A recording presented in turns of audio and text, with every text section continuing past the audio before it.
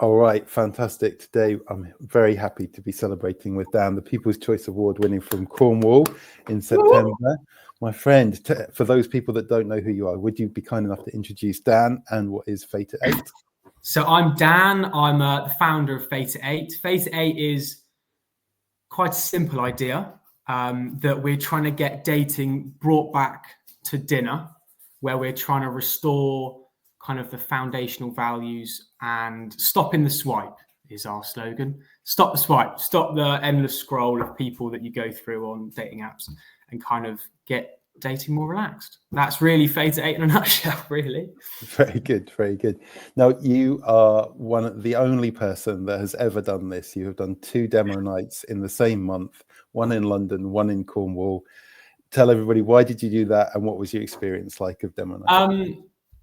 The main reason for me is they both are very different in very good ways. So there was a different demographic from both of them. So London was far more student-based, which provided a different mindset on how the idea should work. So certain people in the audience who are of the age of 20 might use Fate 8 as an idea very differently and view it very differently to how the people in the audience who are older in Cornwall might have viewed it in the same way. So that difference in perspective from both, with a more younger student-based audience and a little bit older audience, that provided a different view on what the app should look like, what it should do, and how it should operate, which I felt personally was very, very beneficial with where you want an idea to go. Because with demo night, it's all about getting an idea off the table or launching it further on. And with mine being kind of in development, then it was very, very useful to have different demographics giving you different feedback and different perspectives. See, I thought it was just because you didn't win the London one, like by the tiniest margin. So you just got your car and drove to Cornwall. No, it was partly that. No, it wasn't. It wasn't. It was nice to win the Cornwall, but no, it was very good to just get such a range of perspectives, because there was also a lot of crossovers in what people had ideas of things that I should do. And those crossovers were also very, very useful because it emphasizes the importance of that idea. If 2 different demographics are saying the same thing about maybe do this, then maybe you should do that.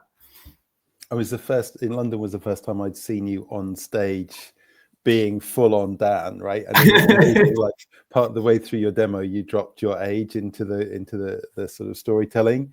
And I literally watched like 10 or 15 people, just their jaws dropped and they were like, this boy's 18, this is unbelievable. It's like commanding the stage. He's got such presence. You know, have you been taught those skills, or are they just naturally you, or how does it work?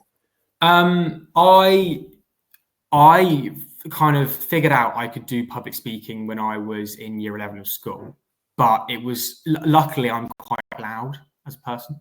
My voice travels. So it was something that I'm quite naturally good at. And as you said, by doing 2 demo nights, I don't struggle with confidence. So it was kind of just something that I figured out I'm good at. But I have had some basic level of training from a teacher at my secondary school. So there has been bits of just don't sway, all this sort of stuff. But no, it's I'm lucky that I've kind of got the gift a little bit. I mean, you do amazing, right? So I obviously coach people to do this stuff, and there's so many things that I wouldn't have to coach you on because you just naturally do these things. You know, the way you hold your presence, even the way you breathe properly when you're projecting your voice and stuff. It's really quite special. So congratulations to you. What's your advice to anybody who's like watching this and thinking about doing their first demo night? How would you suggest they get the most out of the evening? I think the most important thing is to have a very open mind, because it's very easy when you have an idea to be quite tunnel vision into what you think it should be and where you think it should go and the demographic and all this sort of stuff. Whereas actually when you go into a demo night and you have a range of, it could be 100 people's different ideas and different networks and different experiences, all of that is really important to have an open mind to. And even from a very basic pitching idea of how you actually pitch your product because if you're going to go into investment, let's say, and you're going to have to do more pitches, it's very useful to have people's advice on just your pitch and how you format your pitch and how you present your pitch and all this sort of stuff. So it's very important to go into it with a very, very open mind of, I don't necessarily know what I want to come out of this, but I know what's going to come out of it is good. So listen to people's ideas and take it in. Fantastic, great advice, thank you. And that sort of sums up the whole essence of Demo Night, right? You're going to learn what you don't know when you're there. So yeah, have an open mind for it. Fantastic. Well, September's been an incredibly special month because we've done 3 Demo Nights in the 1 month. You were obviously at 2 of them, and the other one we did this month was in Lisbon. I was surprised not to see you there when I started. You never know. I could have done that. And we're just starting our run up to Lisbon and Web Summit in November. So it's amazing. It's only like 6 weeks away from now, and we'll be doing our biggest night of the year. But thank you so much for being in London and in Cornwall this month, and congratulations to you. It's been fantastic. Thank you very much. Thank you very, very much.